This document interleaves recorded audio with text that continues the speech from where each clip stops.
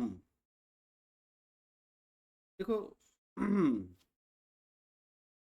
Demand, economics है ना यार ये। एक मिनट, स्क्रीन शेयर है क्या?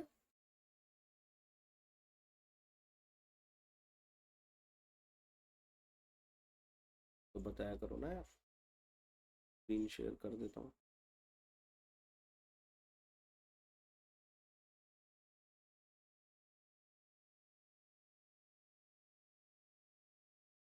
स्क्रीन शेयर हो जाए तो बताना।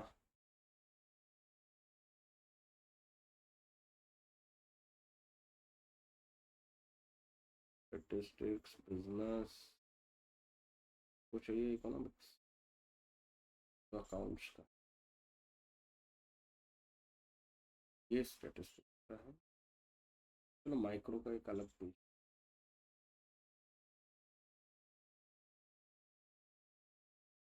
हम्म। डिमांड, इस वर्ड से क्या समझ आता है तुमको? इकोनॉमिक्स में डिमांड की बात हो रही है। जो भी यू कैन से गुड्स या सर्विस लोगों की नीड और वांट सेटिस्फाई करते हैं, मतलब जिनके अंदर ऐसे गुड्स और सर्विस जिनके अंदर कैपेसिटी है नीड और वांट्स को सेटिस्फाई करने की, उन गुड्स एंड सर्विस की डिमांड के बारे में बात होगी। तो ऐसे हवा में बात नहीं हो रही डिमांड की। बेस बना लो, ऐसे गुड्स और सर्विस जिनसे लोगों की नीड और वांट सेटिस्फाई होगी, उनके डिमांड की बात हो रही है। क्या सबको बेसिक बात समझ में आ गई है कि हम किस तरफ जाने वाले हैं?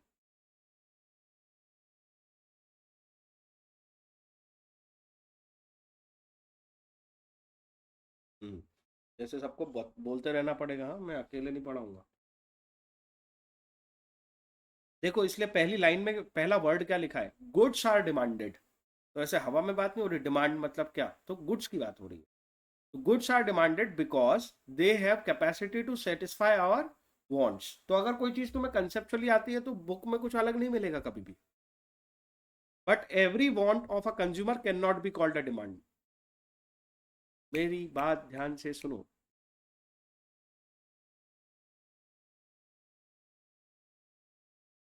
अगर मैं किसी चीज को डिमांड बोलना चाहता हूं तो उसे दो कंडीशन मेरे पास फुलफिल होनी चाहिए। एक, मेरा जो डिजायर है उसको पूरा करने की एबिलिटी भी होना चाहिए। एक तो होना चाहिए कोई चीज मेरे डिजायर में है, डिजायर में है मतलब मेरी इच्छा है। इच्छा है मतलब डेफिनेटली उस गुड से या सर्विस से मेरी कोई नीड या वांट सेटिस्फाई होगी। जैसे तुम्हारी इच्छा है, जरूरी नहीं नीड ही सेटिस्फाई हो, वांट भी चलेगी। कौन सा आ रहा है आईफोन अभी? 16? 16 लॉन्च हो गया क्या? हाँ। तो इच्छा है आईफोन 16 प्रो मैक्स को अपने हाथ में। तो आईफोन 16 प्रो मैक्स तुम्हारी वांट है, डिजायर है। तुम में से किसी, हो सकता है सबकी डिजायर हो, पर हो सकता है कुछ ही लोग होंगे जिनके अंदर उसको एबिलिटी, उसको खरीदने की एबिलिटी है, एबिलिटी टू पे। एबिलिटी टू पे से जब तक बात अटैच ना होगी तब तक डिमांड नहीं बनेगी। अकेला डिजायर डिमांड नहीं होता, सिर्फ इच्छा होना काफी नहीं होता। मेरी बात समझ में आई कि नहीं आई?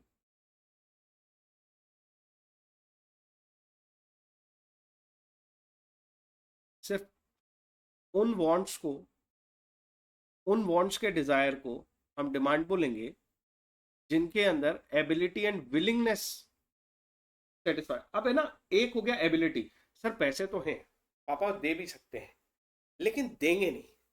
मतलब कहीं ना कहीं बात किसकी है, विलिंगनेस की। आईफोन प्रो मैक्स में कुछ लोग तो हैं जिन्होंने कहा कि पापा मना कर देंगे, बेटा अपनी एबिलिटी नहीं है, अपन को नहीं खरीदना है, ये बजट के बाहर है।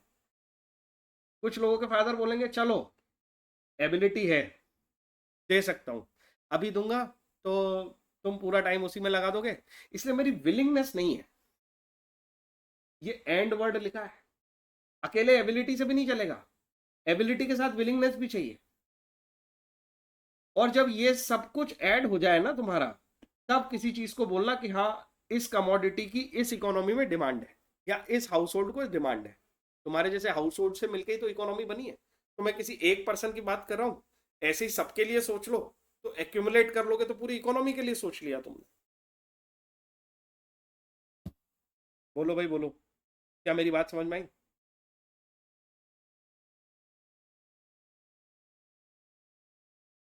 मेरी बात समझ में, एक स्टेटमेंट में अब मैं इसको पूरा फॉर्मल बना देता हूं। इंडिया में कितनी कार की डिमांड है, ये स्टेटमेंट है मेरा, ये मेरा क्वेश्चन है।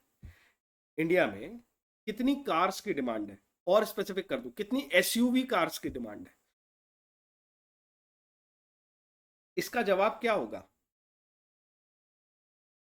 सर, इंडिया के वो सारे लोग जिनके पास डिजायर है, जिनकी एबिलिटी है, और ना सिर्फ एबिलिटी है, उनकी विलिंगनेस भी है उस कार को खरीदने की।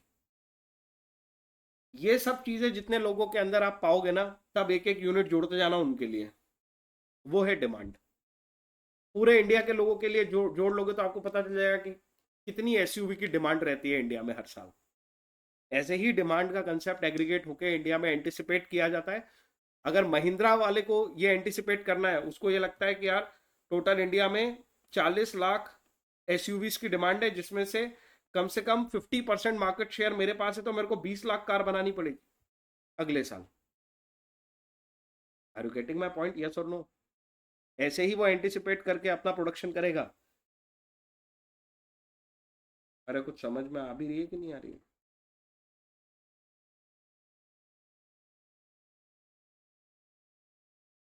तो मैंने इसको बिल्कुल फॉर्मल कर दिया। डिमांड का मतलब डिजायर, डिजायर का मतलब अ मियर विश, सिर्फ इच्छा। जब वो बैकअप होती है, जब उसे सपोर्ट मिलता है, ऐसी इच्छा को जब सपोर्ट मिलता है एबिलिटी प्लस विलिंगनेस से, अकेले एबिलिटी की से नहीं चलेगा काम। बहुत सारे लोगों में एबिलिटी होती है लेकिन वो कार नहीं खरीदेंगे, विलिंगनेस नहीं है उनमें, बोले मेरे को जरूरत नहीं है। आईफोन प्रो मैक्स नहीं खरीदेगा हर व्यक्ति, है उसमें एबिलिटी, नहीं खरीदेगा, मेरी विलिंगनेस नहीं है। तो डिजायर, एबिलिटी, विलिंगनेस, तीनों चीजें जब किसी चीज के लिए मिलती हैं और कस्टमर को इच्छा होती है कि हाँ मैं ये यूनिट खरीदूंगा, ये गुड्स लूंगा या ये सर्विस लूंगा, तब उस गुड्स या सर्विस की डिमांड बनती है। ये है डिमांड का मीनिंग। किस किस को मेरी बात समझ में नहीं आई, बताओ? ये 3 वर्ड पे टिका है सेंटेंस बस। आई होप क्लियर है सबको। बोलो तो मैं आगे बढ़ू। किसी को कुछ पूछना है? ठीक है। Demand is an extension to want. देखो ये क्या वर्ड लिखा है, एक होती है वांट, फिर आती है डिमांड। तो डिमांड वांट का एक्सटेंशन है, क्यों? क्योंकि वांट के साथ एबिलिटी और विलिंगनेस को जोड़ना पड़ता है। सर ये वांट और डिजायर में कोई अंतर नहीं है? नहीं, एक ही बात है, सिनोनिम, एबिलिटी एंड विलिंगनेस। ये दोनों भी जुड़ेंगे, मतलब वांट जब इन दोनों से के साथ मिलके एक्सटेंड होगी, तब ये क्या बनेगी? डिमांड बनेगी। तो इक्वेशन बना दी बस, कुछ नहीं। Want plus ability and willingness equals to demand. किसी भी गुड्स के लिए, जैसे मैंने कहा एसयूवी कार्स के लिए, जैसे मैंने कहा आईफोन प्रो मैक्स के लिए, इस तरीके से इमेजिनेशन बनाओ दिमाग में। Demand is always defined with reference to price. देखो एक कैरेक्टरिस्टिक इसका समझना डिमांड का, बिना प्राइस के डिमांड का अस्तित्व नहीं होता। अगर मैं कहता कि यार आईफोन प्रो मैक्स की कोई प्राइस नहीं है, तो तुम मुझे बताओ, बहुत सारे लोग, इवन जिनके पास डिजायर है, भले ही उनके पास एबिलिटी और विलिंगनेस नहीं थी पे करने की, ना एबिलिटी थी ना विलिंगनेस, फिर भी वो फोन ले लेंगे। बोलो हाँ या ना, बोलो। अगर किसी गुड्स, कोई गुड्स फ्री में मिलता हो, ऐसे समझ कि उसका रेफरेंस प्राइस से है ही नहीं, तो बहुत सारे ऐसे लोग होंगे जो उस गुड्स को डिमांड में ले आएंगे। तो बिना प्राइस को कंसिडर किए डिमांड नहीं बनेगी। मतलब एक एक्सटेंशन तो मैं ये सिखा ही रहा हूं तुमको कि एबिलिटी और विलिंगनेस होनी चाहिए। एक एक्सटेंशन और समझो कि डिमांड को समझाने के लिए प्राइस को समझाना या प्राइस को कंसिडर करना या प्राइस को एक्सप्रेस करना बहुत जरूरी है। बिना प्राइस के डिमांड का कोई अस्तित्व नहीं होता। हर व्यक्ति कहेगा मुझे भी ये चीज चाहिए, क्योंकि उसमें प्राइस तो है ही नहीं। जब प्राइस नहीं है तो ये एबिलिटी और विलिंगनेस वाली बात बेकार हो जाती है। ये एबिलिटी और विलिंगनेस वाली बात पूरी तरह से प्राइस पे ही तो डिपेंड है। आईफोन प्रो मैक्स लेने के लिए एबल कौन नहीं है जो उसके पैसे नहीं चुका सकता? तो अगर पैसे ही बात नहीं है, अगर प्राइस है ही नहीं उस गुड्स की, तो फिर एबिलिटी और विलिंगनेस का क्या सवाल? Are you getting my point? ये बहुत बड़ी बात बता रहा हूँ मैं तुम्हें। पूरा चैप्टर इसी पे टिका है बस। इसलिए इसको जरा समझ के लेना, रटने की कोशिश मत करो, कुछ याद करने का है ही नहीं अभी, सिर्फ समझने वाली बात है। क्या शुरू किया मैंने? डिमांड पढ़ना है हमको। डिमांड में सबसे पहले क्या शुरू किया? क्या किसी चीज का मेयर डिजायर ही डिमांड होता है?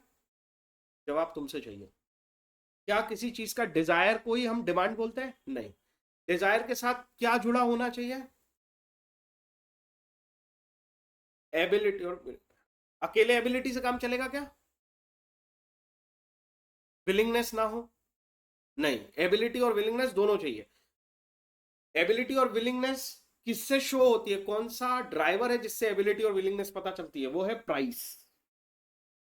प्राइस तय करती है आपके अंदर एबिलिटी और विलिंगनेस है या नहीं। इसीलिए डिमांड में प्राइस का बहुत इंपॉर्टेंस है। तो demand is always defined with reference to price. Underline करो इसको।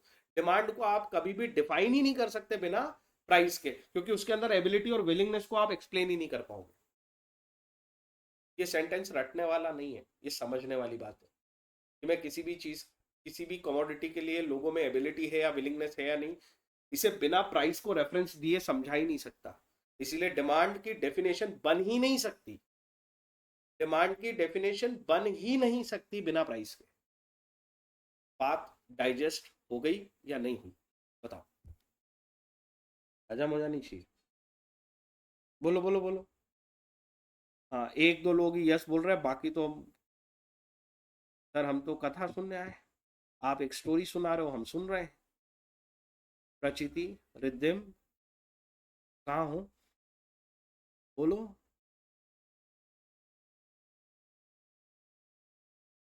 प्रचिति और रिद्धिम। हाँ सर, नहीं मेरे को ये बताओ, ये समझ में आया कि नहीं? मुझे क्या पता। रिद्धिम, मैं ऐसे करके हर किसी के लिए एक पॉज लूं, फिर मैं उसका नाम लूं, फिर वेट करूं, फिर वो हाँ बोलेगा। खुद से क्यों नहीं बोलते हो अनम्यूट करके?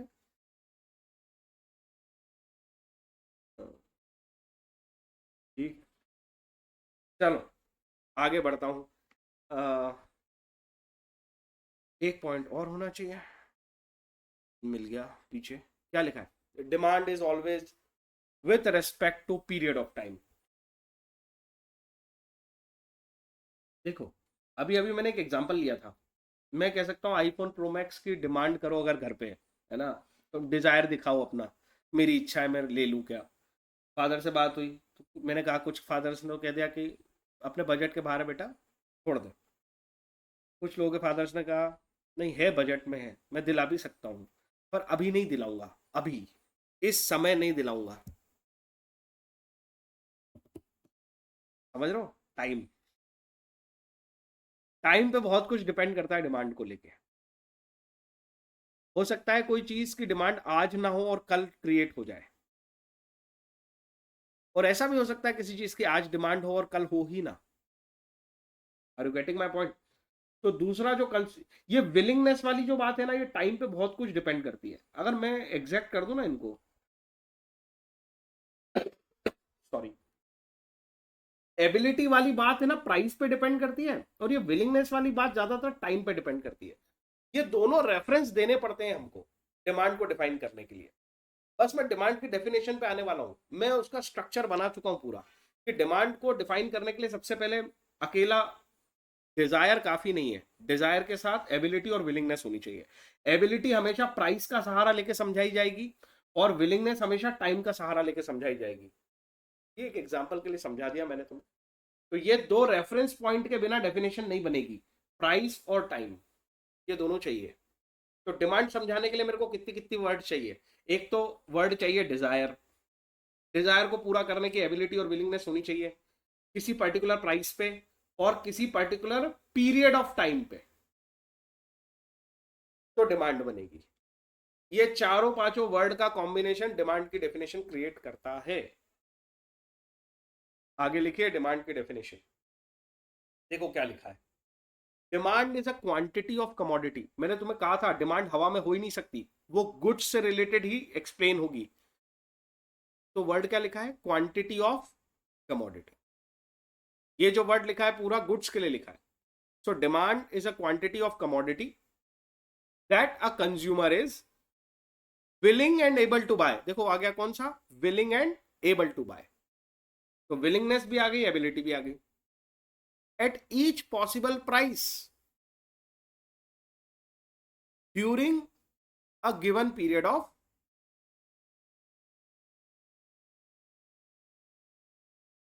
कितने कंपोनेंट मिले तुम्हें?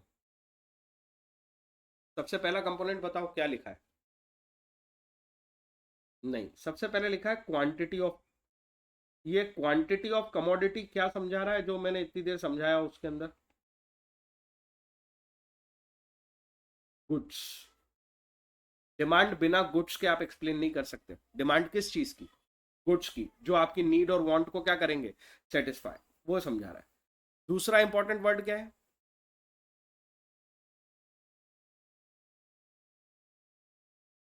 Consumer is willing and able to buy. तो वो एसयूवी कार वाला जो एग्जांपल मैंने दिया था उसको जरा कनेक्ट करो। कितनी गाड़ियां, एग्जांपल में मैंने कहा था 40 लाख गाड़ियां चाहिए, पूरे इकोनॉमी के लिए पढ़ रहे हैं अगर हम एग्जांपल के लिए, तो कितनी गाड़ियां? और अगर हाउस होल्ड के लिए पढ़ रहे हो तो हाउस होल्ड के लिए सोच लो। एक हाउस होल्ड कह रहा है कि मेरे को कितनी गाड़ियों की जरूरत है। क्वांटिटी ऑफ कमोडिटी, जो मैं खरीद सकता हूं और मेरी इच्छा भी है। विलिंग एंड एबल मतलब मेरी पॉकेट अलाउ करती है मेरे को और मेरा मन भी कह रहा है कि मेरे को खरीदना है। विलिंगनेस और ability to buy. Quantity of a commodity, consumer is willing and able to at each possible price. बिना प्राइस के पता कैसे चलेगा उसके अंदर एबिलिटी है कि नहीं बाय करने की? ये ईच पॉसिबल प्राइस क्यों वर्ड यूज हुआ है सर? इसको मैं थोड़ी सी देर के लिए होल्ड करता हूं, अभी मैं एग्जांपल पे जाऊंगा तो तुम समझ पाओगे इसको। तो ईच का मतलब है ना, वो पे ऐसे समझ लो यार। चलो शॉर्ट में बोल ही देता हूँ। अगर एसयूवी 15 लाख की है तो खरीदोगे क्या? 15,50,000 की है तो खरीदोगे क्या? 17.5 लाख की? उसमें वर्जन आते हैं कि नहीं आते? जैसे ऐसे भी समझ सकते हो कि आज वो चीज 15 लाख की मिलेगी, 6 महीने बाद वो 15.5 लाख की मिलेगी। तो तुम्हारी विलिंगनेस और एबिलिटी है कि आज खरीदने की, 6 महीने बाद खरीदने की, उसके 6 महीने बाद खरीदने की। तो ईच पॉसिबल प्राइस, अभी इसका हम जैसे हमने पिछले चैप्टर में टेबल बनाई थी, अलग अलग प्राइस पे हम चेक करेंगे क्वांटिटी डिमांडेड हिलेगी। क्या होगा? 15 लाख पे हो सकता है कि 100 लोग तैयार थे, 15.5 लाख पे हो सकता है कि 80 लोग तैयार हो, 20 लोग बोले नहीं यार अब ये मेरे को महंगी लग रही है, मेरी विलिंगनेस चली गई, एबिलिटी है। और 17.5 लाख पे तो कुछ लोगों ने कहा मेरी तो एबिलिटी चली गई, मुझे तो नहीं खरीदनी। हो सकता है वहां पे 60 ही लोग बचे। तो हर पॉसिबल प्राइस पे क्वांटिटी डिमांड कैसा बिहेव करेगी वो हम एनालाइज करेंगे और उसके लिए फिर एक लॉ पढ़ेंगे जिसको बोलेंगे लॉ ऑफ डिमांड। तो ये चीज है ना बहुत आगे जाने वाली है। ये ईच वर्ड बहुत कुछ खेल करवाने वाला है। अलग अलग प्राइस पे क्वांटिटी डिमांड हिलेगी, प्राइस बढ़ेगी ना तो क्वांटिटी डिमांड कम होगी। अरे यार ये चीज तो तुम्हें समझ में आती होगी, हाँ कि ना? कॉमन सेंस वाली बात बोली मैंने। अगर कोई चीज की प्राइस अपन बढ़ाए जाएंगे तो लोगों के अंदर पहले विलिंगनेस कम होगी, फिर धीरे धीरे एबिलिटी भी कम होने लगेगी। तो फर्क पड़ता है इससे। इसलिए अपन हर पॉसिबल प्राइस पे, अब है ना यहाँ पे ईच वर्ड लिखा है, तो हर पॉसिबल प्राइस पे क्वांटिटी डिमांड अलग अलग होती है, ठीक है, एक जैसी नहीं होती है। तो डिमांड की डेफिनेशन में क्या क्या लिखा है फिर से, quantity of commodity consumer is willing and able to buy at each possible price. आखिरी वर्ड, आखिरी word, during a given period of time. इस साल की हमारी कमाई के हिसाब से हम एसयूवी को प्लान कर रहे हैं, अगले साल हो सकता है हमारी कमाई बदल जाएगी, हमारी अर्निंग ही चेंज हो जाएगी, हो सकता है वो बहुत बढ़ जाए, हो सकता है बहुत गिर जाए, फिर कैसे एक्सप्लेन कर पाएंगे? तो इसको कांस्टेंट रोक दिया कि अभी जो मेरा पॉकेट अलाउ कर रहा है उस हिसाब से मैं मेरी विलिंगनेस और एबिलिटी बता सकता हूँ। अभी जो मेरा पॉकेट अलाउ कर रहा है, इस पीरियड ऑफ टाइम में जो मेरा पॉकेट अलाउ कर रहा है उस पर मैं अपनी विलिंगनेस और एबिलिटी बता सकता हूँ। तो पीरियड ऑफ टाइम को कांस्टेंट करना जरूरी था। अगले साल तक हालात बदल सकते हैं, तो मेरी एबिलिटी और विलिंगनेस भी बदल सकती है। तो टाइम एक बहुत इंपॉर्टेंट फैक्टर है एबिलिटी और विलिंगनेस पे। प्राइस भी एक बहुत इंपॉर्टेंट फैक्टर है एबिलिटी और विलिंगनेस पे। तो एक बात प्राइस पे हो गई। अब ये ना, इसको एक दो बार रीड करोगे ना, बोलोगे ना ओरली, तो शब्द जो है फ्लुएंसी में आ जाएंगे। Eight each possible price during a given period of time. बोलो मेरे साथ, eight each possible price during a given period of time. बोल के दिखाओ, बोल के दिखाना है।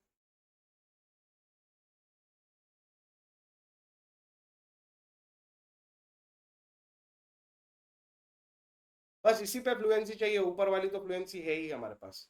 तो डिमांड की डेफिनेशन हो गई।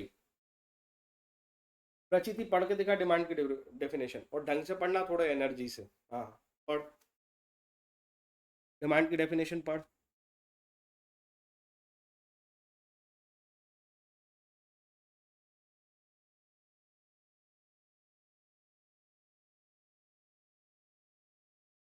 अनम्यूट ही नहीं हो रहा उससे। सेजल तू पढ़।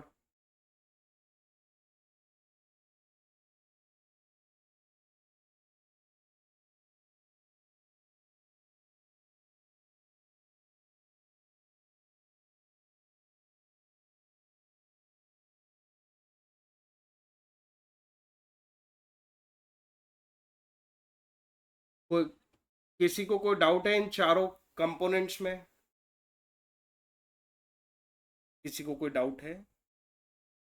नहीं, ठीक है, आगे।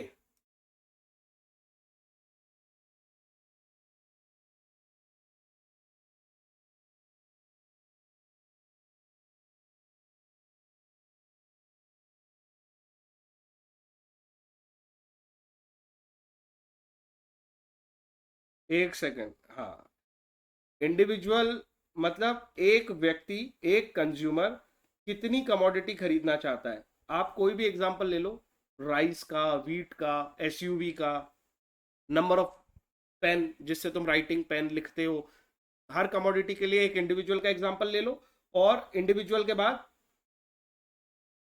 ऐसे सारे इंडिविजुअल जो पूरे इंडिया में रहते हैं उनकी डिमांड चाहिए, तो ऐसे सारे इंडिविजुअल्स को एग्रीगेट कर लो। एग्रीगेट कर लो मतलब सम अप कर लो, तो कौन सी डिमांड बन जाएगी? Market demand. मेरी बात समझे? अगर अगर तुम्हें उज्जैन की डिमांड पता करनी है तो केवल उज्जैन के इंडिविजुअल एडअप करो। अगर तुम्हें एमपी की डिमांड पता करनी है तो एमपी के, इंडिया के, दुनिया के। जितना सम अप करते जाओगे उतने बड़े मार्केट की डिमांड पता चल जाएगी। यही होती है इंडिविजुअल डिमांड और मार्केट डिमांड। हाँ कवर कर दे, पढ़ दे, मार्केट डिमांड भी पढ़ दे।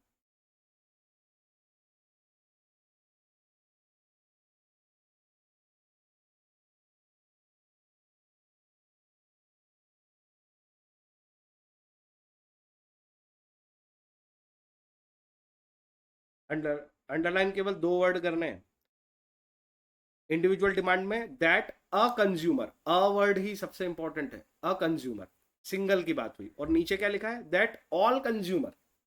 सारे कंज्यूमर, यही दो शब्द हैं, a consumer and all consumer. I hope कोई कठिन बात नहीं बोली मैंने। किसी को कोई डाउट है, कुछ पूछना है तो बता दो मुझे। बोलो जी बोलो। किसी का कोई डाउट है?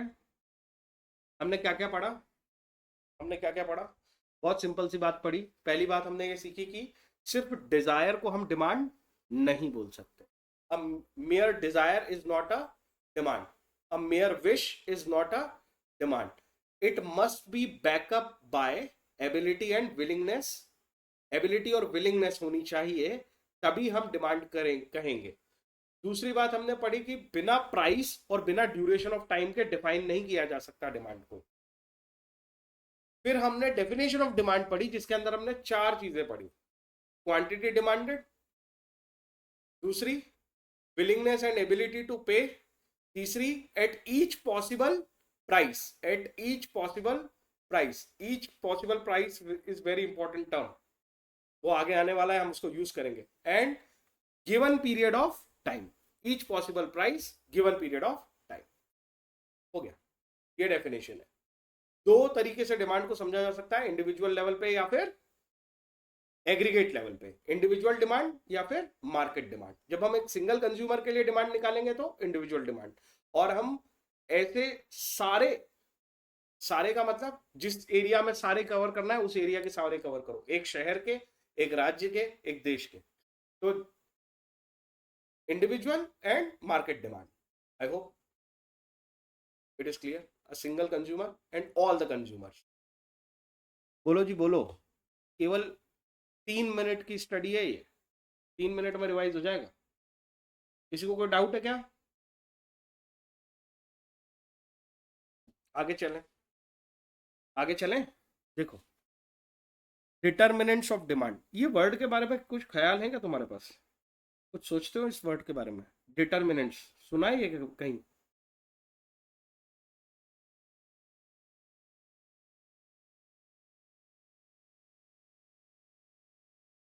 बोलो, डिटर्मिनेंट्स को लेके क्या लगता है तुम्हें?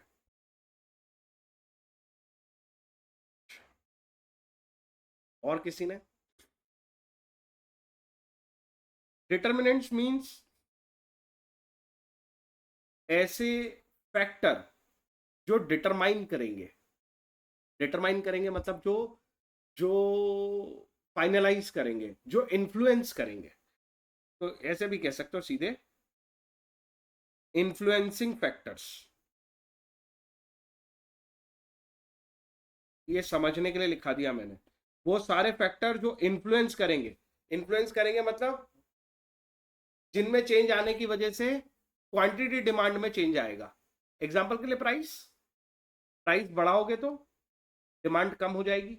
रेसिप्रोकल रिलेशन होना चाहिए। तुम्हें क्या लगता है, हाँ या ना? जब, सबसे सिंपल एग्जांपल, टोमेटो का प्राइस बहुत हाई होता है मार्केट में, तो लोग अपना कंजम्पशन बढ़ा देते हैं कि कम कर देते हैं? कम कर देते हैं। तो प्राइस क्या हुआ, एक फैक्टर हुआ जिससे डिमांड क्या होती है, इन्फ्लुएंस हुई। इसका मतलब वो एक डिटर्मिनेंट है डिमांड का, जो डिमांड को डिटरमाइन करता है, डिमांड को फाइनल करता है कि वो बढ़ेगी या कम हो जाएगी, उसे अफेक्ट करता है। ये शब्द समझ में आएगा सबको? बोलो बोलो बोलो। ऐसा एक डिटर्मिनेंट नहीं है, एस लगा रखा है ना मैंने, प्लूरल डिटर्मिनेंट्स पढ़ने वाले हैं। बहुत सारे फैक्टर्स हैं जो डिमांड को इन्फ्लुएंस करते हैं। कौन कौन से हैं वो फैक्टर? सबसे पहला फैक्टर है प्राइस, जिसके बारे में हम बात कर रहे हैं, और इससे डिमांड का रिलेशन है inverse.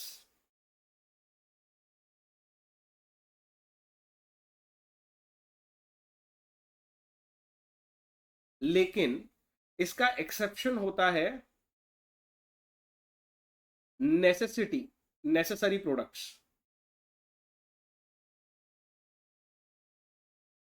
Life saving drugs example है इसका। तो मुझे बताओ जरा, दवाई थोड़ी महंगी हो भी जाएगी तो क्या लोग नहीं लेंगे?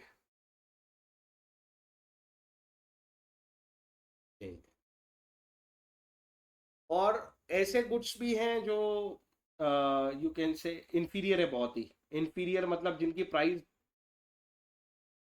बिल्कुल नेग्लिजिबल सी होती है। जैसे अगर मैं कहूँ कि नमक जो है ना, वो है ना डबल प्राइस का हो गया। तो 15 रुपए केजी मिल रहा था, वो 30 रुपए केजी हो गया है। तो क्या लोग अपने सब्जी में नमक डालना कम कर देंगे? लगता तुम्हें ऐसा? उस वो डबल भी हो जाएगा ना, तो उनको कोई खास फर्क नहीं पड़ेगा। इस चीज को लेके हम अगले चैप्टर में जाके इलास्टिसिटी ऑफ डिमांड पढ़ने वाले हैं, कि कौन कौन सी चीजें हैं जो बिल्कुल है ना बहुत तेज रिएक्शन मारती हैं प्राइस से, कौन से टाइप के गुड्स हैं और कौन से टाइप के गुड्स हैं जो इतना रिएक्टिव नहीं होते, वो स्लो रिएक्टिव होते हैं। बट मैं एक उसका यू कैन से फीड अभी से डाल रहा हूँ, ठीक है? तो प्राइस के साथ जनरल जो रिलेशन है ना, वो इनवर्स ही होता है। इसको रीड कर देते हैं। Price of given commodity.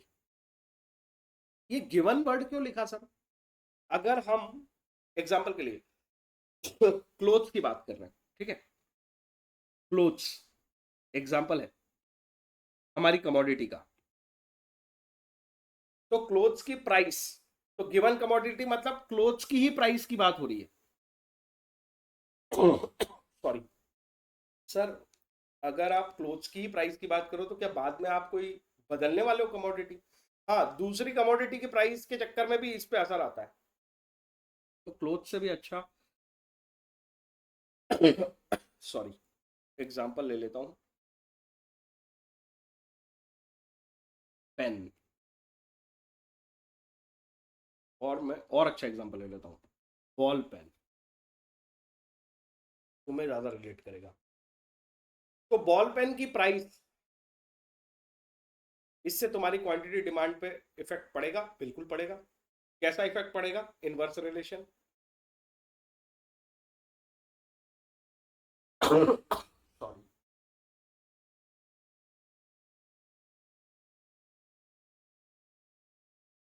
तो मुझे बताओ,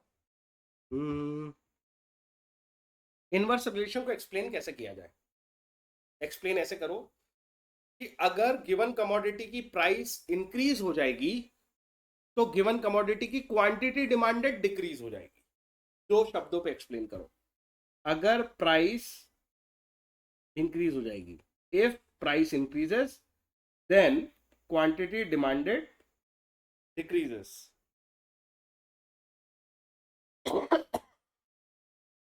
बोलो, बोलो। इतने से मैं लिख दिया मैंने पूरा सेंटेंस। ये समझ में आ रहा है क्या?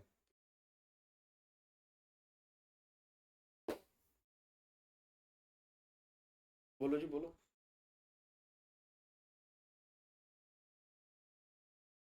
सबको समझ में आ रहा है?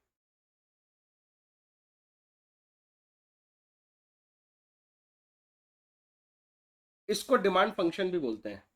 तुमने फंक्शन वर्ड सुना है ना मैथ्स में? क्या होता है वो? सर ऐसी ऐसी बातें मत करो, हमको डर लगता है। बताना जरा, फंक्शन क्या होता है? रिलेशनशिप। एक ही वर्ड में एक्सप्लेन हो गया है। दो चीजों के बीच में रिलेशनशिप को हम बोलते हैं फंक्शन। वो रिलेशनशिप डायरेक्ट भी होती है और इनवर्स भी। डिमांड और प्राइस के बीच में कौन सी रिलेशनशिप है? इनवर्स। इसको दिखाने के लिए हम ऐसा एक्सप्रेशन यूज करते हैं। टी मतलब demand equals to function of price. Function of price मतलब समझ रहे हो ना? y equal to F of X. X को बदलने पे y में चेंजेस आएंगे। If you increase X, y will get decrease.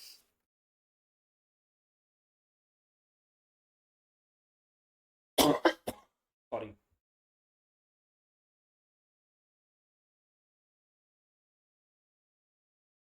बोलो, तुम्हें मेरी बात समझ में आई क्या? फंक्शन मतलब रिलेशन, डिमांड और प्राइस का रिलेशन। इस फंक्शन का नाम रख दिया इन्होंने डिमांड फंक्शन। अगर तुमसे कह देना कोई कि explain what do you mean by demand function, है और या ऐसा सीधा सवाल व्हाट इज डिमांड फंक्शन, तो डिमांड फंक्शन इज एक्सप्रेस्ड, ऐसे एक्सप्रेस हो जाता है। जो हमने बात पढ़ी वही लिखी है।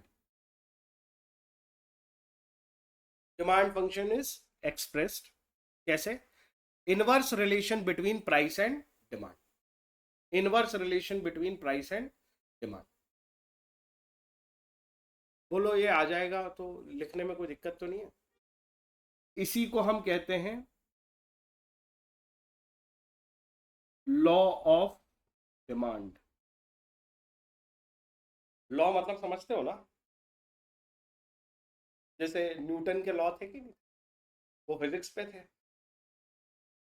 ये इकोनॉमिक्स का लॉ है कि अगर किसी कमोडिटी की प्राइस बढ़ी तो उसकी क्वांटिटी डिमांड गिर जाएगी, किसी कमोडिटी की प्राइस कम हुई तो उसकी क्वांटिटी डिमांडेड बढ़ जाएगी। अगर मैं तुम्हें कहूं तुम्हें कोई पेन पसंद है और आज ही आज बताऊं कि यार एक दिन का सेल आया है उस पेन पे, साल भर का स्टॉक खरीद ले, इससे सस्ता नहीं होगा वो। ये बात तुम्हारे समझ में आएगी कि नहीं आएगी? खरीदने जाओ ना जाओ वो एक अलग बात है, बट तुम मेरी बात समझ रहे हो? हाँ या ना?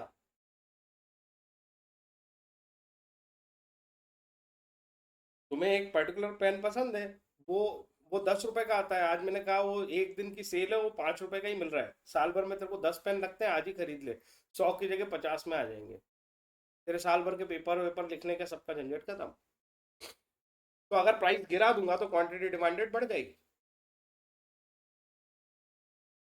वैसे मैं अभी एक ही पेन खरीदता at a given point of time पे या पीरियड ऑफ टाइम पे, पर मैं इसके 10 खरीद लूंगा।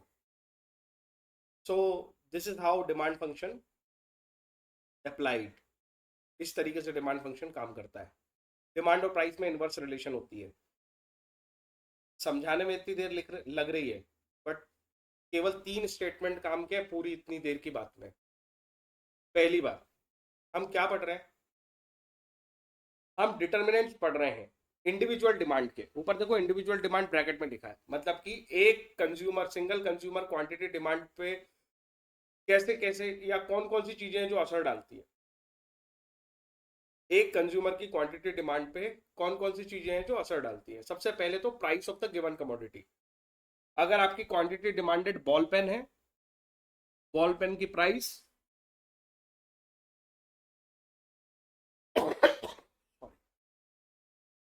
बॉल पेन की प्राइस क्वांटिटी डिमांड पे असर डालेगी। ओके, कैसे असर डालेगी? इनवर्स रिलेशन बनाएगी। इनवर्स रिलेशन या डिमांड फंक्शन, वो भी रिलेशन ही होता है, इनवर्स रिलेशन होता है। लॉ ऑफ डिमांड अप्लाई होता है। इसका क्या मतलब होता है? अगर प्राइस बढ़ाओगे तो क्वांटिटी डिमांड गिरेगी, एंड वाइस वर्सा।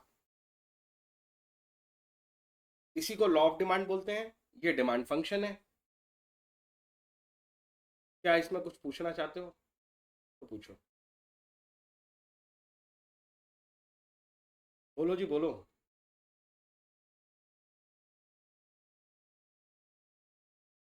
प्रचिति और रिद्धिम,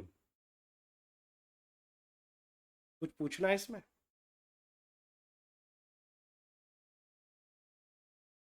प्रचिति और रिद्धिम, कुछ पूछना है इसमें?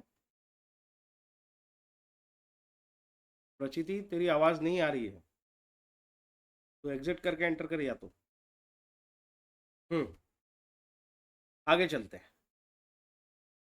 Price of related goods. ये देखो, मैंने इसीलिए बॉल पेन लिखा था।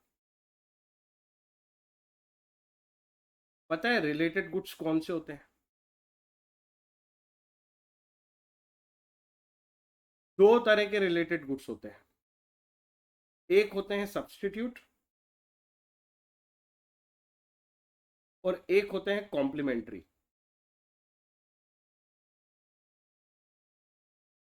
सब्स्टिट्यूट गुड्स का एग्जांपल बताता हूं। अगर हमारा मेन गुड्स जो है वो बॉल पेन है, तो सब्स्टिट्यूट होगा fountain pen, gel pen, etcetera etcetera. Substitute समझे क्या? लिखने का काम करता है हमारा बॉल पेन, इनसे भी लिखा जाता है पेपर पे। एग्जाम में ये भी अलाउड है, बुक में ये भी अलाउड है, तो ये भी अलाउड है, ये भी अलाउड है। इनको बोलता है इनको कहते हैं सब्स्टिट्यूट। मतलब बॉल पेन के बदले हम इनका इस्तेमाल कर सकते हैं। अगर टी का एग्जांपल लेता तो कॉफी हो सकता था सब्स्टिट्यूट। वो भी एक तरह से ड्रिंक है जिसको लोग रिफ्रेशमेंट के लिए पीते हैं। कॉफी भी एक ड्रिंक है जिसको रिफ्रेशमेंट के लिए पीते हैं। अरे बोलो हाँ। ये रिलेटेड गुड्स का एग्जांपल सब्स्टिट्यूट समझ में आया कि नहीं आया? बाकी लोग?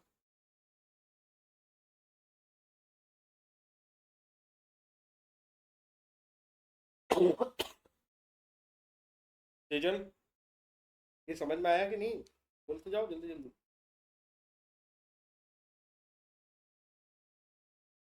कॉम्प्लीमेंट्री गुड्स क्या होते हैं? बड़े इंटरेस्टिंग है। कॉम्प्लीमेंट्री गुड्स का मतलब होता है जो किसी चीज को कंप्लीट करते हैं, मतलब आधी सर्विस ये देते हैं, आधी सर्विस वो देते हैं। बॉल पेन में इनकी जो रिफिल होती है वो इसका कॉम्प्लीमेंट्री गुड है। अगर मैं टी का एग्जांपल ले रहा होता तो शुगर। मेरी बात समझ में आएगी? कॉम्प्लीमेंट्री गुड्स किसको कहते हैं?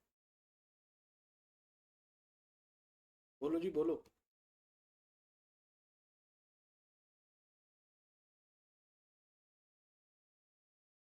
इन दोनों, हाँ, जो साथ में यूज होते हैं, जो एक दूसरे को कॉम्प्लीमेंट करते हैं, मतलब एक दूसरे के पूरक होते हैं। एक से दूसरे की यूटिलिटी बढ़ाई या घटाई जाती है। जैसे रिफिल अच्छा होगा तो ही बॉल पेन का मजा है। जैसे शुगर ठीक डली होगी तभी चाय पीने का मजा आएगा। तो कॉम्प्लीमेंट्री गुड्स का मतलब ऐसे गुड्स जो सपोर्ट देते हैं हमारे मेन गुड को। तो बॉल पेन के एग्जाम्पल लिखे हैं मैंने, ठीक है? तुम सोच के बताओ। इस बार हम प्राइस की बात कर रहे हैं, लेकिन हम अपने मेन गुड्स की प्राइस की बात नहीं कर रहे। बॉल पेन का प्राइस कम हुआ या बढ़ा, ये बात नहीं कर रहा मैं। वो तो हमने कर ली। बॉल पेन का प्राइस कम हुआ या बढ़ा। अब मैं जो बात कर रहा हूं वो ये है, बॉल पेन के सब्स्टिट्यूट का प्राइस बढ़ा या घटा। थोड़ा सा लॉजिकल है, हाँ। संभालो और बताओ मेरे को। फाउंटेन पेन महंगा हुआ, इसका एग्जांपल बताओ। हमारे गुड्स पे बॉल पेन पे क्या असर आएगा? Price of fountain pen increases. तो कंक्लूजन क्या बना हमारा? Then demand of ball pen will, सब लोग इंक्रीज बोल रहे हैं या कोई डिक्रीज बोलना चाहता है?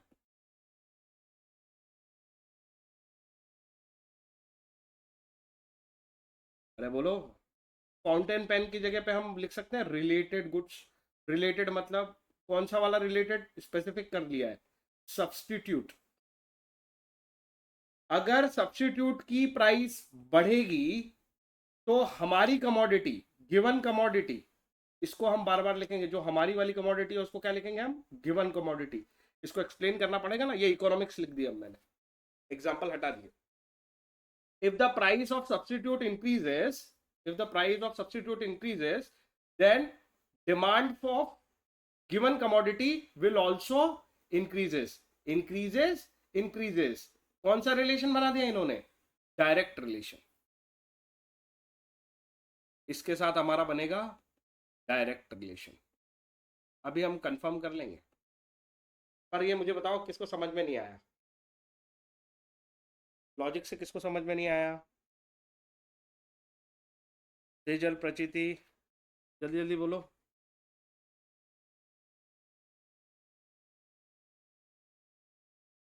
प्रचिति कुछ रिस्पॉन्स क्यों नहीं कर रही है? ये है भी कि नहीं क्लास में?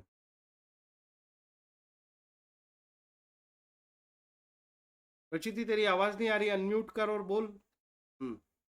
बाकी रिद्धिम, आर्यन, लक्ष्य, जरा एक बार कॉम्प्लीमेंट्री के लिए सेम एक्सरसाइज सोच के देखते हैं। कॉम्प्लीमेंट्री के लिए प्रचिति तेरी आवाज नहीं आ रही, एक बार अनम्यूट कर। नहीं आ रही है तो कोई बात नहीं, तू थम्स अप कर दे, तेरे को मेरी आवाज आ रही है और समझ में आ गया है, चलेगा। ठीक है। हाँ, तो जरा कॉम्प्लीमेंट्री पे सोच के दिखाओ तो, रिफिल महंगी हो जाए तो तुम्हारा क्या फील है? अब इतना लिखने की जरूरत नहीं है मुझे। रिफिल महंगा हो गया, अगर रिफिल महंगा हो गया तो क्या हम पेन खरीदेंगे बार बार वो वाला? उसको तो छोड़ देंगे, दूसरा पेन खरीदेंगे।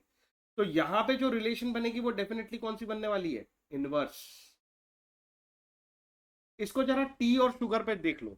अगर शुगर बहुत ही महंगी होने लगे तो चाय पीना लोग कम कर देंगे, डेफिनेटली।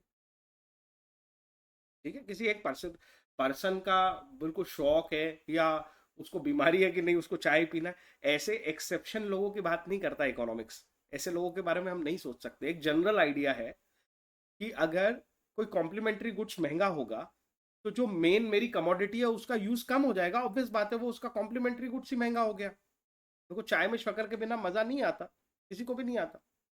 तो भाई शक्कर महंगी कर दोगे तो चाय का कंजम्पशन कम हो जाएगा। ये जनरल लोगों पे इसी तरीके से लॉ काम करता है। एक्सेप्शन लोगों की बातें नहीं सोचनी चाहिए, एज सिंपल एज दैट। तो प्राइस ऑफ रिलेटेड गुड्स में हमें स्पेसिफिक गुड्स पे अलग अलग रिलेशन मिल रहे हैं, बस इतना समझाना चाह रहा हूं। सब्स्टिट्यूट के केस में डायरेक्ट रिलेशन मिल रहा है और कॉम्प्लीमेंट्री के केस में इनवर्स रिलेशन मिल रहा है। क्या मेरी बात से सब सहमत है? मैं जरा एक बार इन्हें वेरीफाई करा देता हूं। चलो रीड करवा लेते हैं। लक्ष्य, रीड कर प्राइस ऑफ रिलेटेड गुड्स से।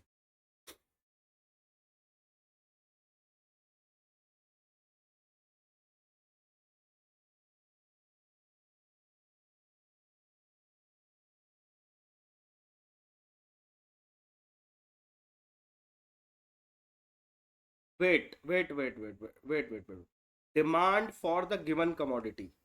ये जो गिवन कमोडिटी है इस पे सब लोग अंडरलाइन करो। इसका मतलब मैं तुम्हें बार बार बता रहा हूं, गिवन कमोडिटी किसके लिए एक्सप्लेन करोगे, तुम भी लिखोगे आंसर तो तुम्हें इसकी जरूरत पड़ेगी। गिवन कमोडिटी मतलब जिस गुड्स की क्वांटिटी डिमांड पे तुम असर लाना चाहते हो, जैसे बॉल पेन, वो है हमारी गिवन कमोडिटी। जिसकी डिमांड पे असर आएगा उसको हम बोलते हैं गिवन कमोडिटी। हाँ, demand for given commodity is affected by price of related goods. तो प्राइस ऑफ रिलेटेड गुड्स मतलब सब्स्टिट्यूट गुड्स के प्राइस, कॉम्प्लीमेंट्री गुड्स के प्राइस से गिवन कमोडिटी की डिमांड पे असर आएगा, मतलब बॉल पेन की डिमांड पे असर आएगा। सेंटेंस बनाना सीख लो, ये रटना नहीं पड़ेंगे इतने सब पैराग्राफ कुछ भी। गिवन कमोडिटी मतलब हमारी वाली कमोडिटी जिसके ऊपर अपन डिमांड चेक कर रहे हैं, बढ़ रही है कि कम हो रही है, उसको बोल रहे हैं गिवन कमोडिटी। और रिलेटेड कमोडिटी मतलब जो हमारी गिवन कमोडिटी है जैसे बॉल पेन, उसके सब्स्टिट्यूट गुड्स की प्राइस पे क्या असर आया, उसके कॉम्प्लीमेंट्री गुड्स की प्राइस पे क्या असर आया। तो वो सप्लीमेंट्री और कॉम्प्लीमेंट्री उन गुड्स की प्राइस के असर हम अपने बॉल पेन पे चेक कर रहे हैं, हमारी गिवन कमोडिटी की डिमांड पे चेक कर रहे हैं। तो डिमांड गिवन कमोडिटी की है, प्राइस दूसरों की है। प्लीज ध्यान दो, डिमांड हमारी कमोडिटी की है, प्राइस दूसरों की है। मेरी बात क्लियर हुई क्या?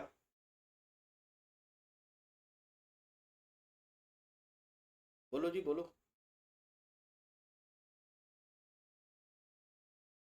ठीक है, आगे बढ़, सब्स्टिट्यूट गुड्स के साथ पढ़ते हैं।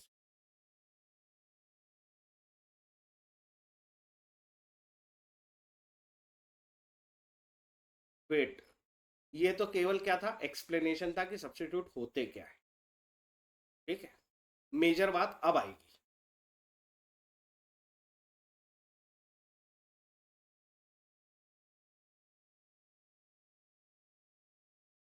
समझ लो ना, प्राइस किसकी? सब्स्टिट्यूट की। और डिमांड किसकी? गिवन कमोडिटी की। हमेशा डिमांड किसकी पकड़ के रखना? गिवन कमोडिटी की, बॉल पेन की। तो demand of given commodity and price of substitute good. अभी हमने रिलेशन निकाला था, इनके बीच में कौन सा रिलेशन मिलने वाला है तुमको?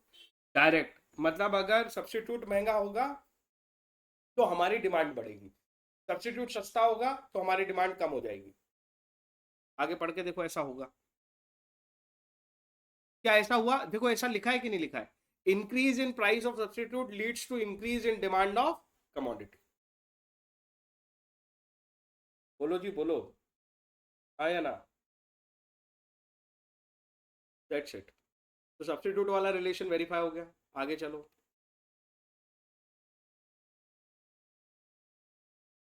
पढ़ते पढ़ते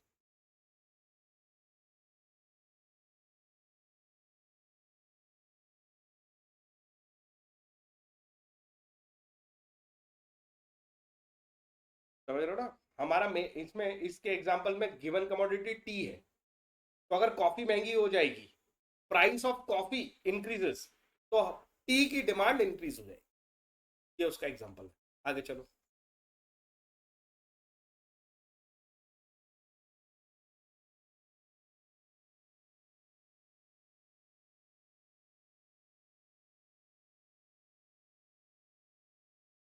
ठीक है, क्या ये मीनिंग मीनिंग सबको समझ में आ रहा है? कॉम्प्लीमेंट्री मतलब कौन से गुड्स, ये एक्सप्लेन किया है केवल उसने, अभी हम इसके वो फैक्ट, ये कैसे इफेक्ट करेगा वो तो बाद में समझाएगा, पहले ये समझा रहा है कि कॉम्प्लीमेंट्री गुड्स वो होते हैं जो एक साथ यूज किए जाते हैं, मतलब एक गुड दूसरे की यूटिलिटी को बढ़ाता है, जैसे शुगर टी की यूटिलिटी को बढ़ाती है।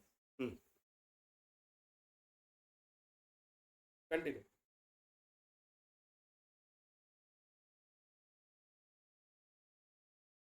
तो अगर मेरी शुगर महंगी हो जाएगी, कॉम्प्लीमेंट्री गुड्स की प्राइस को ही चेंज कर रहा, अपने गुड्स की प्राइस को चेंज मत कर लेना, सब हिल जाएगा। ठीक है, कॉम्प्लीमेंट्री गुड्स की प्राइस बदली तो हमारी क्वांटिटी डिमांड पे असर आएगा बिल्कुल। अगर शुगर महंगी होगी तो टी का कंजम्पशन कम हो जाएगा, मतलब रिलेशन इनवर्स मिला कि नहीं मिला, चेक कर लो। इंक्रीज हुआ है प्राइस शुगर का, तो डिक्रीज हुई है डिमांड टी के लिए। यस और नो? किसी को कोई डाउट है?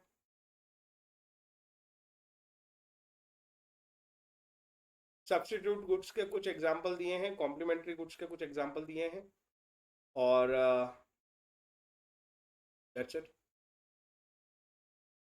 दो डिटर्मिनेंट हमने अभी तक पढ़े, बस ये दोनों और पढ़ा के मैं आज का लेक्चर खत्म कर। इसके बाद और भी डिटर्मिनेंट्स हैं क्या? एक मिनट।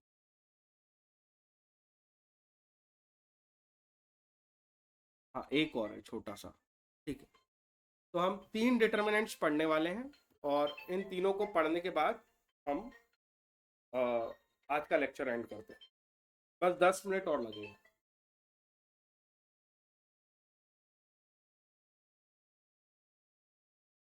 अगला डिटर्मिनेंट जो है वो है इनकम ऑफ कंज्यूमर। देखो, तुम्हें ये डिटर्मिनेंट समझ में आ रहा होगा। एक गिवन कमोडिटी है हमारे पास, अगर टी अच्छा लग रहा है तो चलो अब थोड़ी देर के लिए टी को हम अपना गिवन कमोडिटी बना लेते हैं, ये हमारी गिवन कमोडिटी। इसको हम गिवन कमोडिटी ही एक्सप्लेन करेंगे, और ये धीरे धीरे दिमाग में आदत डालो। तो हमारी गिवन कमोडिटी है टी। एक कोई भी कंज्यूमर है, तुम मुझे बताओ उसकी इनकम इंक्रीज हो तो इस गिवन कमोडिटी की डिमांड पे क्या असर आएगा? डिमांड हमेशा इस गिवन कमोडिटी की ही होगी, बाकी चीजें जो भी बदल रही है वो बदल रही है, डिमांड के बारे में हम गिवन कमोडिटी को लेके ही सोच रहे हैं। तो टी की डिमांड पे क्या असर आएगा अगर इनकम बढ़ जाएगी कंज्यूमर की? तो बताओ जल्दी। सो सिंपल है, किसी को डाउट है क्या इसमें? अगर कंज्यूमर की इनकम बढ़ती है तो वो डिमांड बढ़ाएगा, हाँ या ना? इनकम बढ़ेगी तो डिमांड बढ़ेगी। सब लोग जवाब दो, अगर समझ में आ गई है बात तो हम आगे बढ़ जाएंगे। यस और नो? ठीक है ये, लेकिन ये कंप्लीट नहीं है। मैंने अभी थोड़ा सा एग्जांपल दिया था वो, और मैं समझा देता हूँ। देखो ना, गुड्स इकोनॉमिक्स की भाषा में दो तरह के होते हैं, एक होते हैं नॉर्मल, एक होते हैं इंफीरियर। नॉर्मल गुड्स पे तो तुमने जो बोला वो वेरीफाई हो जाएगा, ठीक है, जैसे टी के ऊपर ये वेरीफाई हो जाएगा। लेकिन अगर मैं सॉल्ट के ऊपर बोलूं, तुम सोच के मुझे बताओ, अगर तुम्हारी इनकम बढ़ जाती है तो क्या सॉल्ट का कंजम्पशन डबल कर दोगे? कुछ गुड्स ऐसे होते हैं जिनका कंजम्पशन हम डबल नहीं करेंगे या इंक्रीज नहीं करेंगे। वो कौन से गुड्स होते हैं? Inferior goods. इसके बारे में हम बहुत सारा कुछ पढ़ने वाले हैं।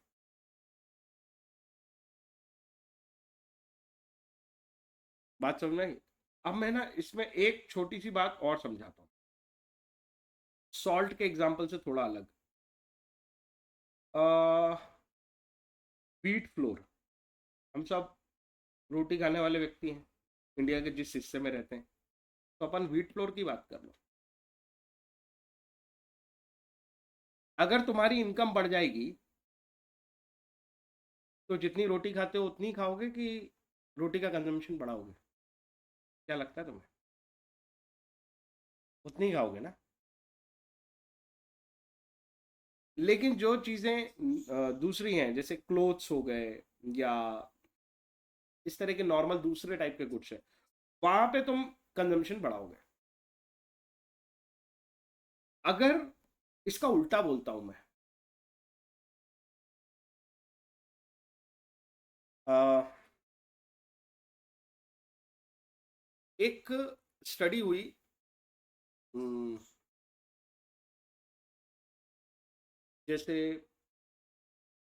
कहाँ की बात थी, लंदन की बात थी। लंदन में एक स्टडी हुई आज से कई सालों पहले, कई 100 साल पहले की बात कर लो, 100 150 साल हो गए उस बात।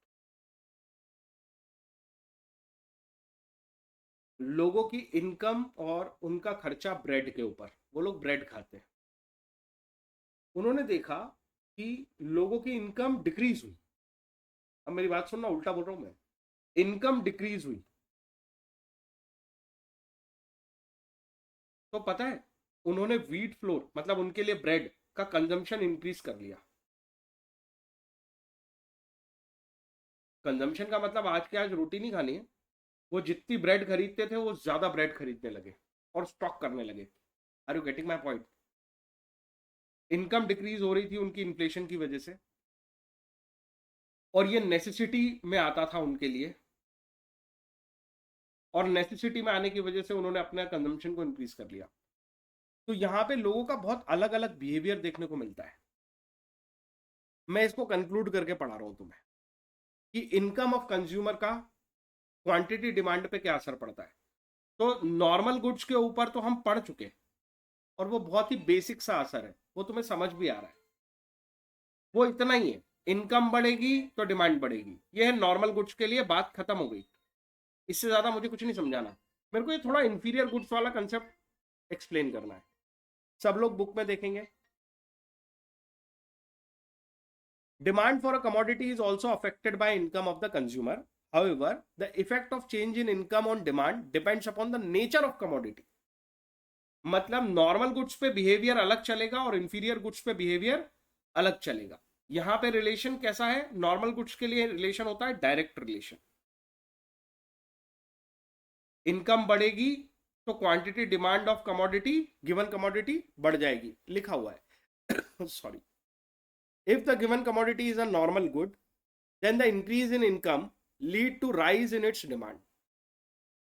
अगर इनकम डिक्रीज होगी तो डिमांड भी रिड्यूस हो जाएगी। मतलब एक डायरेक्ट रिलेशन काम कर रहा है नॉर्मल गुड्स के ऊपर। बोलो जी बोलो, किसको समझ में नहीं आया ये? मेरे हिसाब से ये सबको समझ में आया। इंफीरियर गुड्स के ऊपर आता हूं। If the given commodity is a inferior good, अगर आपकी जो गिवन कमोडिटी है वो इंफीरियर गुड की कैटेगरी में आती है, तो फिर increase in income reduce the demand. Increase in income reduce the demand, ऐसा कैसे हो जाता है सर? एक एग्जांपल देता हूं। एक फैमिली है जो गांव में रहती है और वो अभी ज्वार या बाजरा की रोटी खाते हैं, ठीक है। उनकी इनकम उन्हें वही अलाउ करती है। उनकी इनकम बढ़ गई तो बताओ मुझे, ज्वार और बाजरा की जगह वो गेहूं पे शिफ्ट होना चाहते थे बहुत दिनों से, अब वो शिफ्ट हो जाएंगे तो ज्वार और बाजरा का कंजम्पशन, क्वांटिटी डिमांड कम हो जाएगी, हाँ या ना? तो इंफीरियर गुड्स पे जो रिलेशन है वो कैसा बनेगा? इनवर्स। इतनी देर से मैं यही समझाने की कोशिश कर रहा हूं कि यहाँ पे हम कई तरीके से समझा सकते हैं इसको। मैंने पहले इंक्रीज पे समझाया था, ब्रेड एंड बटर पे बढ़ा दी थी मैंने, जबकि उनकी प्राइस कम हुई थी, मतलब उनकी इनकम शॉर्ट हुई थी। और अभी मैं कह रहा हूं इंक्रीज हो गई तो उन्होंने अपना लाइफ स्टैंडर्ड अप कर लिया, तो जो पुराना वाला टाइप ऑफ गुड्स था उसका कंजम्पशन उन्होंने कम कर दिया। आई होप मेरी बात समझ में आई। एक एग्जांपल उन्होंने इसी तरह का मिल्क का दे रखा है। एक फैमिली थी, वो अपने बच्चों को टोन्ड मिल्क पिलाती थी। टोन्ड मिल्क मतलब समझते हो, जिसमें से फैट निकाल लिया गया हो, सस्ता पड़ता था, वो वही अफोर्ड कर सकते थे अपने बच्चों के लिए। जब उनकी इनकम इंक्रीज होगी तो वो टोन्ड मिल्क की जो डिमांड है उनकी फैमिली की, वो टोन्ड मिल्क की डिमांड को कम कर देंगे और कुछ और नई, मतलब फुल क्रीम वाले मिल्क की डिमांड को बढ़ाएंगे। तो इंफीरियर गुड्स के साथ जो रिलेशन है वो कैसा मिलेगा तुम्हें? इनवर्स। तो इनकम का भी डिपेंड करता है कि आप कौन से गुड्स पे असर देखना चाहते हो। तो जब किसी कंज्यूमर की इनकम बढ़ती है तो नॉर्मल गुड्स पे अलग असर पड़ता है और इंफीरियर गुड्स पे अलग असर पड़ता है। सर ये डिफाइन कैसे होते हैं, नॉर्मल गुड्स या इंफीरियर गुड्स? जिन गुड्स को आप मजबूरी में इस्तेमाल कर रहे हो, जो आपकी बजट में, मतलब आप उसको बदलना चाहते हो, आप हाई क्वालिटी गुड्स पे जाना चाहते हो, मतलब अभी तुम्हारा जो माइंडसेट है उन गुड्स को लेके आपको यही लगता है कि ये इंफीरियर है। ये सब एग्जांपल से इसलिए समझाया कि हो सकता है किसी के दिमाग में बाजरा सुपीरियर हो और व्हीट इंफीरियर हो। ये सीधे सीधे कंज्यूमर के माइंडसेट पे डिपेंड करता है, ये साइकोलॉजिकल इशू है। तो हम यहाँ से शुरू कर रहे हैं कि अगर कोई कंज्यूमर अपने किसी गुड्स को इंफीरियर समझता है, वो ये सोचता है यार मैं मजबूरी में इसको कंज्यूम कर रहा हूँ, जैसे ही इनकम बढ़ेगी अपने इंफीरियर गुड्स का कंजम्पशन वो कम कर लेगा और वो सुपीरियर पे शिफ्ट हो जाएगा। ये है इसका कंक्लूसिव आंसर। क्या मेरा कंक्लूजन सबको समझ में आया?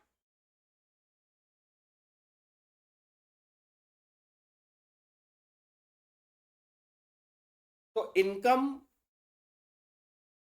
में चेंज होना डिमांड को चेंज करेगा, यस। कौन सी डायरेक्शन में चेंज करेगा ये डिपेंड करता है कि आपका नॉर्मल गुड्स है या इंफीरियर गुड्स। ऐसे इसको आंसर करना चाहिए। अगला जो टॉपिक है वो है taste and preference. Taste and preference. ये टेस्ट एंड प्रेफरेंस क्या होता है? मतलब लोगों की चॉइसेस, ठीक है। अगर मैं ये कहता हूं कि कोई कमोडिटी है जिसके प्रति तुम्हारा टेस्ट पॉजिटिव है, तुम्हारी हैबिट में वो कमोडिटी आती है या लेटेस्ट फैशन ट्रेंड को वो फॉलो करती है, तो तुम उसे प्रिफर करते हो, तो कैसा रिलेशन बनेगा? यस, डायरेक्ट इन्फ्लुएंस होगा, डायरेक्ट रिलेशन मेंटेन करेंगे। और इसका मतलब ये है कि अगर कोई चीज तुम्हारे टेस्ट और प्रेफरेंस से गिर गई है, उसकी डिमांड, क्वांटिटी डिमांड कम कर दोगे, और जो चीज तुम्हारे टेस्ट एंड प्रेफरेंस में आ गई है उसकी क्वांटिटी डिमांड बढ़ा लोगे।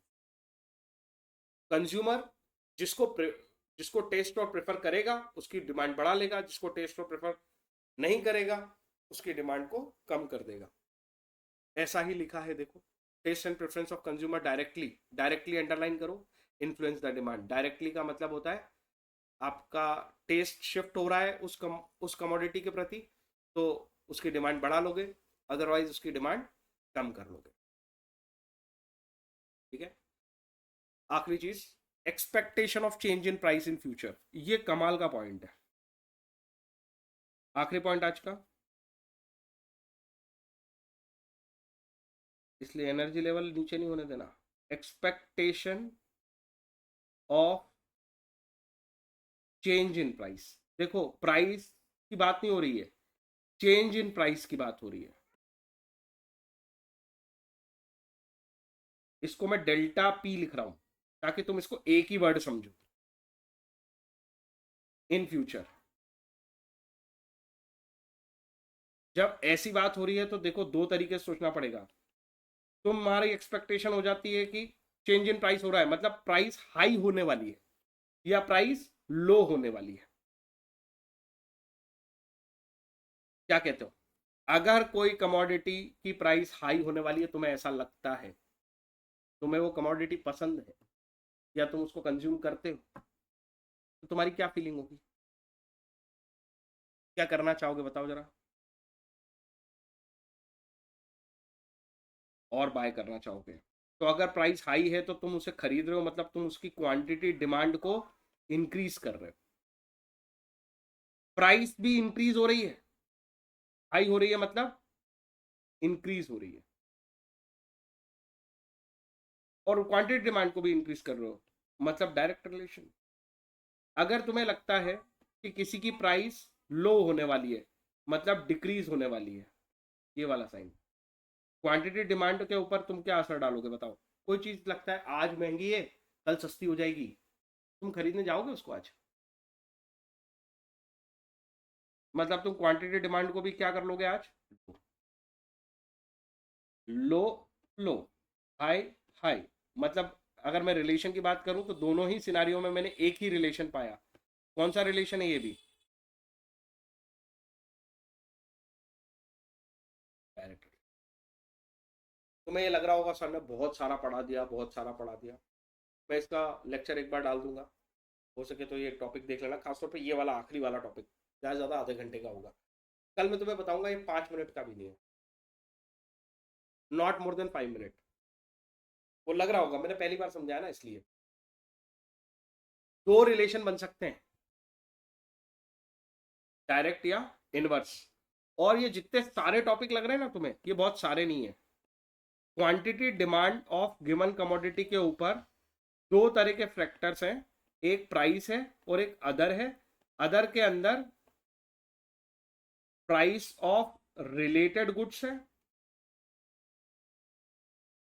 दूसरा इनकम ऑफ कंज्यूमर है, तीसरा टेस्ट एंड प्रेफरेंस है,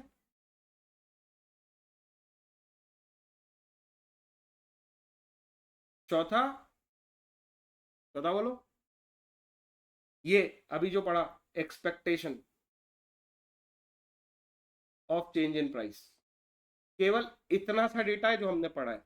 प्राइस के साथ इनवर्स रिलेशन है, रिलेटेड गुड्स को दो हिस्सों में बांटना पड़ता है, सब्स्टिट्यूट, कॉम्प्लीमेंट्री। एक रीडिंग करो और खुद से ये चार्ट बनाना और यहाँ पे लिखना डायरेक्ट या इनवर्स।